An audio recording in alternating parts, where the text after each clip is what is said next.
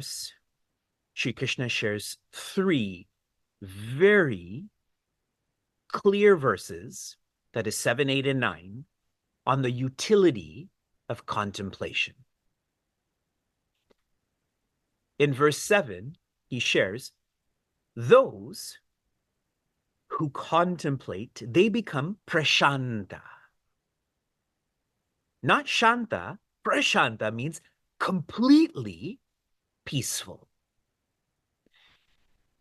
In verse 7, completely peaceful in all circumstances.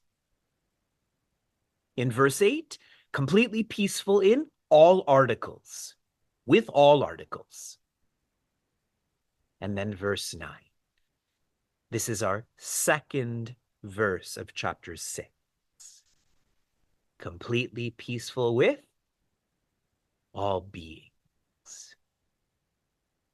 That which makes us the most restless is beings.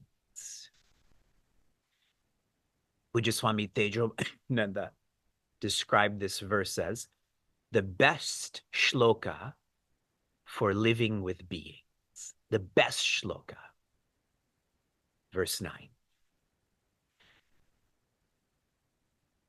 Suhrin mityarudasina madhyasta dvesha bandhushu sadhushvapi cha papeshu samabuddhir vishishyate.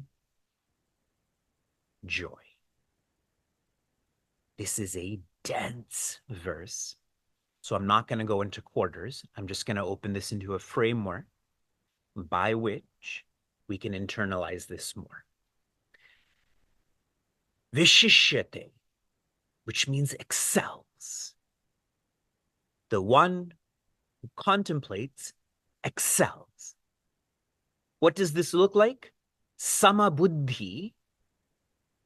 They have an evenness, an equality with all types of beings. Contemplation, one becomes excellent. This plays out as being prashanta or peaceful with 9 specific types of beings. The 10th is the etc. 9 specific, 1 general. I'm going to order these into, starting with negative beings. Beings here means people. The 3 descriptions of negative people are, I'm going to go from worst to less worst. Less worst. Papi. Papi is the one who never changes. Better than that, but still in the negative. Ari. An enemy is one who harms you even though you didn't cause this. Better than this, dvesha. Someone who harms you because they feel you harm them. These are all negative people. A negative person is one who takes your peace away, takes from your life. That's 987. Now I'm getting to 654. These are neutral people in your life. They don't take from you. They don't give to you. They have a passive relationship. 987, 6 is udasina. One who is indifferent. You win, good. You lose, good. Indifferent. 5, madhyastha, a well-wisher. They wish you well, but when it comes to words translating into actions, there's no action there. Number 4, bandhu, that is relatives. Why they're in the neutral, what teachers have ascribed to relatives is they are in our lives because they feel they have to be in our lives. Sometimes that's how relatives are. They're affectionate because they feel they have to be affectionate. It's not by choice. Now I shift us to the positive people, those who give us peace. Number 3, mitra. This is a friend, one who challenges you to be your best, to be the most peaceful. Number 2, this is the worst to live with. This is the best to live with. Number 2 is a sadhu, one who lives for you. Their only work is to accomplish your work. And number 1 is I'm sorry, I said the words wrong. Number 2 is suhrid. Please forgive me. Suhrid means one who is large-hearted. They give with no plan to get. No reciprocity. Number 1 is sadhu. They are ready to change for you. A papi never changes. The sadhu ever changes. 9 specific types of people are shared, and Shri Krishna uses the word cha, which means etc. If you train in contemplation, you will become excellent. How so? You will be peaceful with people who take your peace, people who are neutral towards your peace, people who give you peace. In other words, you are independent. It is the independent person that can love the negative, the neutral, the positive. Sharing one tactile thought here. I was watching a movie recently where 2 people had to go into an intense interview. And so they smoked marijuana before they went into that interview to calm their nerves.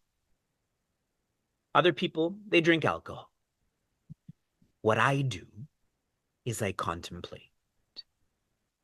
Before I have an intense experience, I have a rough meeting I need to facilitate, I contemplate before I do so. And I find that I'm just more effective. That's why I recently stated with all of you, it's very easy to work with you. I said it's on account of you, but really it's on account of me.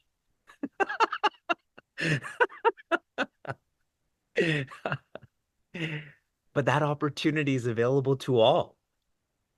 Meaningful Mornings is free. Bhagavad Gita is free. Lift yourself by yourself. From inspiration.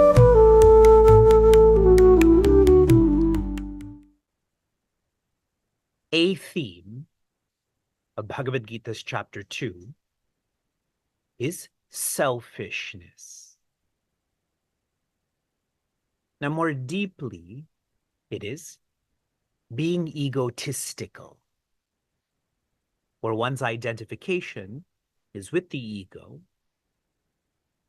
Most commonly, this is feeling one is a individuality.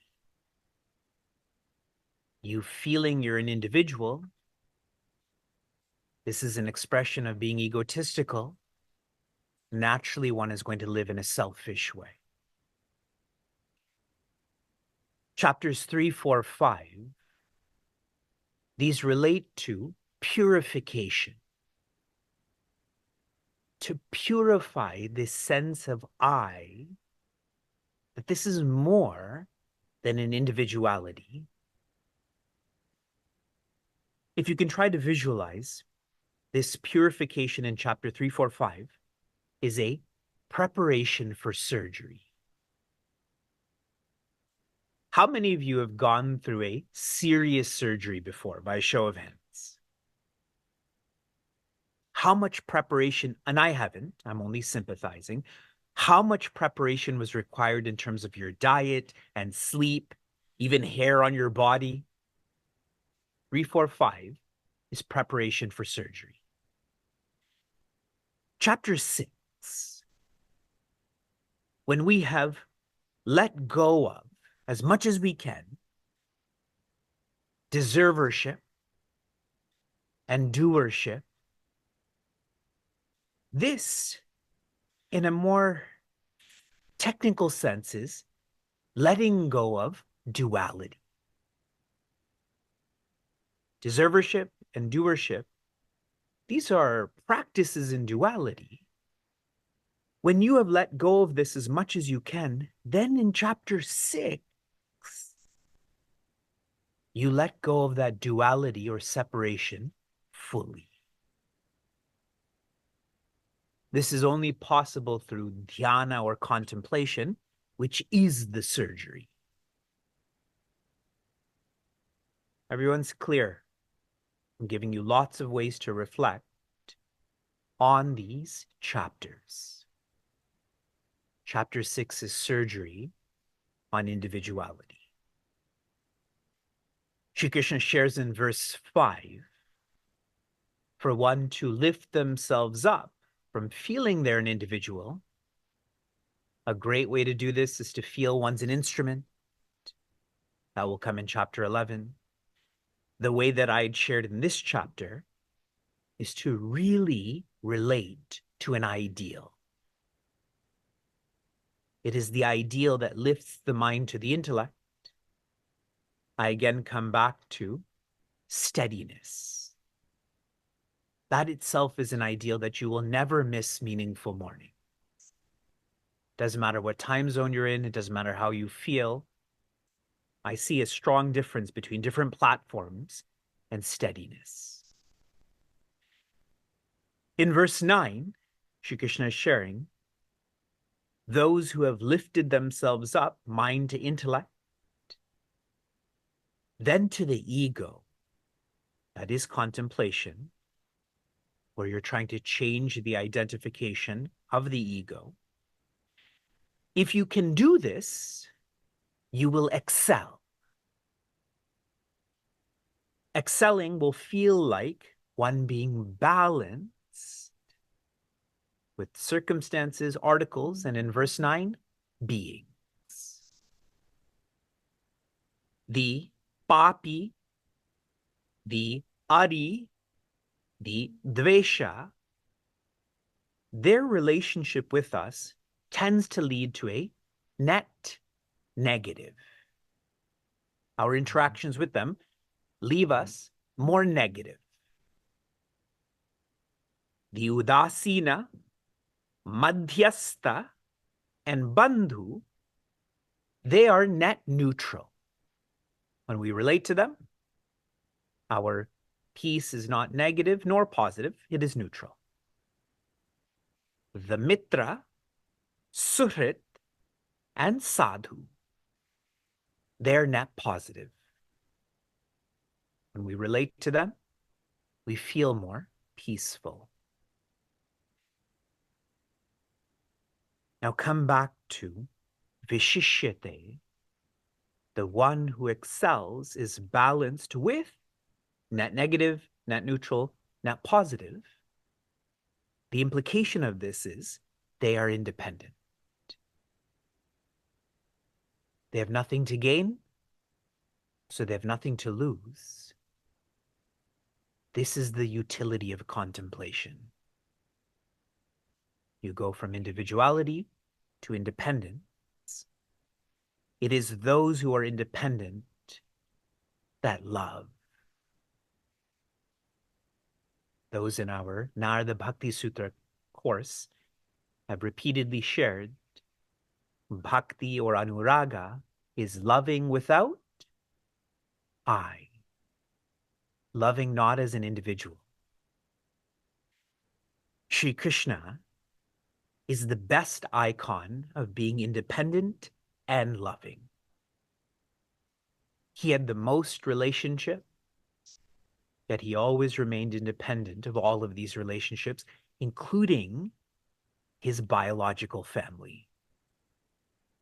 Those in Bhagavatam, our course, I explicitly pointed that out. Wrapping up this verse and moving on to the next.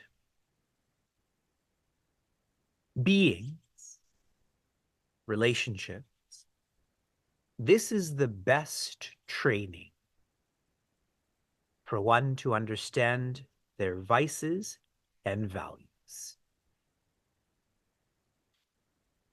When I wake up at 4:30 and I'm by myself essentially until 6:30, when I teach the highest vocation, it's unidirectional.